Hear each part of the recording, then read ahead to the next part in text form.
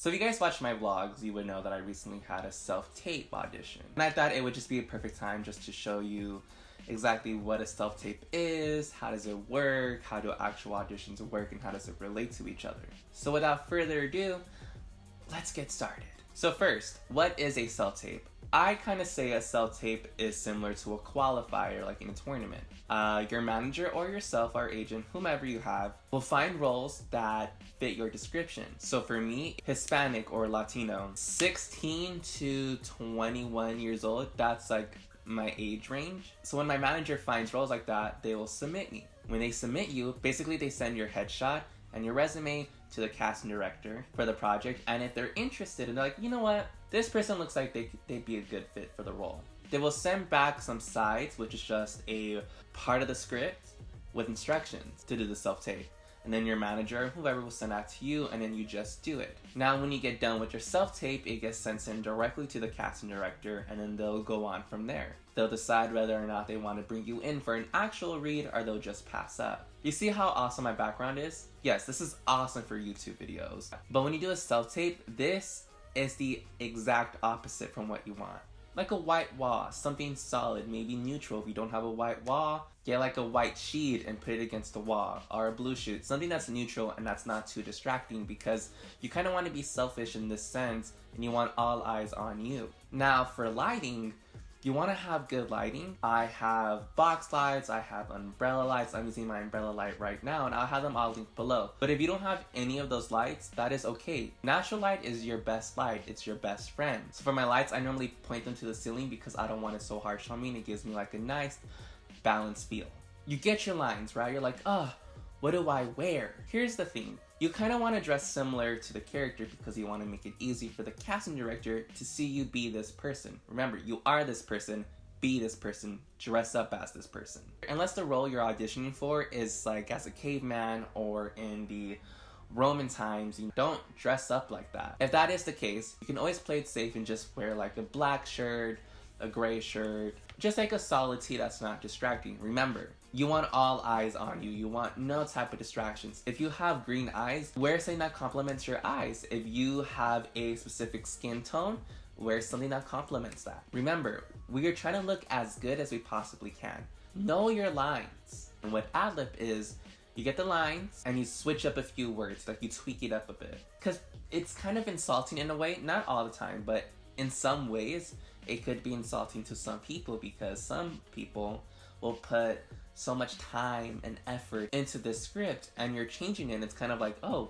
you think you write better than me? So always just play it safe and just memorize your lines. Now, when it comes to a self-tape and it's a monologue or a dialogue, know what you're doing. A monologue is when you are doing a scene by yourself, you're speaking by yourself, you're having either like internal thoughts or you're just thinking out loud and you are the only person in the scene. I've done a monologue before, I have one memorized. I actually had to perform a monologue for my manager for him to actually sign me. I did the scene from Superbad where Jonah Hill was arguing with his home ec teacher because he didn't have a partner. I joined this class because I thought I'd be cooking with a partner, but she's never here and I don't get twice the grade for doing all the work. I know, but look at Evan. Look. And yet I'm over here, alone, isolated, eating my terrible tasting food, and I have to look over at that? That looks like the most fun I've ever seen in my entire life, and it's BS, excuse my language. It's just, I wash and dry. I'm basically a single mom at this point. Look. We all know home ec's a joke. No offense. It's just, we all take this class for an easy, and it's bullshit.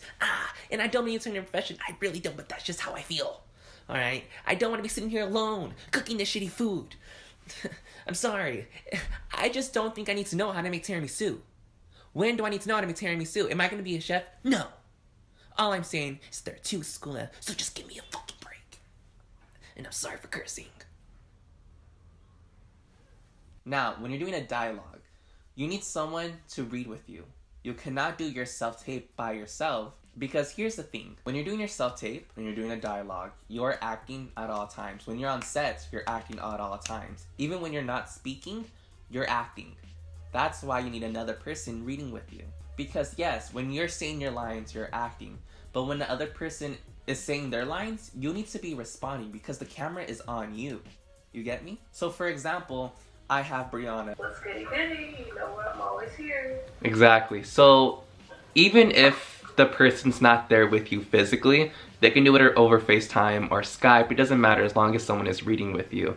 Because the thing is, the casting directors aren't gonna know. They don't care. The only thing they care about is your acting skills. Brianna and I are gonna do a portion of a script I wrote from a short film I plan on doing later this year. Just so you guys get a good idea of how the framing's supposed to work, they always like to do about mid-chest up to like right above your head because they want a tight shot. And you guys see the background is white. I don't have distracting colors on or anything distracting. You literally just see me and only me. So I'll show you guys exactly what I would do, okay? Starting now. Hi guys, my name is James Carranza. I am represented by and I'll be auditioning for the role of... Alright, let's get started. You probably think I'm a loser. Yeah. I know she wouldn't believe me.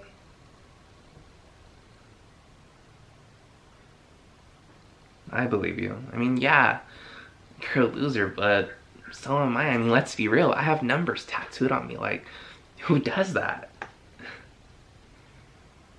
Listen, I'm not going anywhere. Wherever you go, I go. And wherever I go, you go. Wanna know why? Because I'm in here. I love you, Uncle. Love you too, favorite niece. I'm your only niece. Exactly. Once again, my name is James Carranza, and thank you for this awesome opportunity. I hope to hear from you guys soon. See? Bam. That's exactly how I do it. That's exactly how I do a self-tape, guys. So now that's all said and done, always, I can't stress this enough, thank them for their time. So I always end my self-tapes with, okay, thank you for this awesome opportunity, and I hope to hear from you guys soon. This self-tape can really just change your life, whether or not it's going to open doors or not. And let's say you don't get the role, that is okay. Why? Because the casting director has seen your face and has seen what you can do. So yeah, you might not be good for this project, but you might be good for another project they're working on. About a year ago, I was doing oh my god, it's been about a year. I was on set filming a music video, and I made friends on set. Literally a week later, I got an audition for a web series. I went to Burbank, signed in, I was there waiting, like going over my lines. And guess who walked out? One of the friends who I met on set just a week prior. And they're like, oh, James, come. I was like, dude, how are you? That's so crazy that you're here. He was like, yeah, I know. I saw that you were submitted for the role, and I thought I'd throw your name in there and get you an audition. I was like, wow, like, thank you so much. So you really have to just be kind and grateful and show a lot of gratitude, because literally, little do you know, doors are slowly opening up for you. And guess what? If that door closes in front of your face, someone behind the scenes might open up a window for you. And that's kind of how a self-tape works. They're not really complicated. And you guys are an aspiring actor and you have a self-tape. I hope this video helps you out. And honestly, good luck. I really hope you get the role that you're going for. Unless it's the same role as I am, then just good luck. I'm just kidding. No, good luck to everybody who's out there working hard trying to become an actor. It's rough out here, but never give up on your dreams, because if you fight for your dreams fight for you. So that's it for today's video. If you guys enjoyed it, please give it a big thumbs up. Let me know in the comments down below if you have any questions about self-tapes, acting, auditions. Probably I'll do a video on what to expect from an actual audition when you go there. I will talk about that maybe next week if you guys want. And subscribe for new videos. I upload 2 times a week. And I'll see you guys Friday with a whole new vlog. Adios!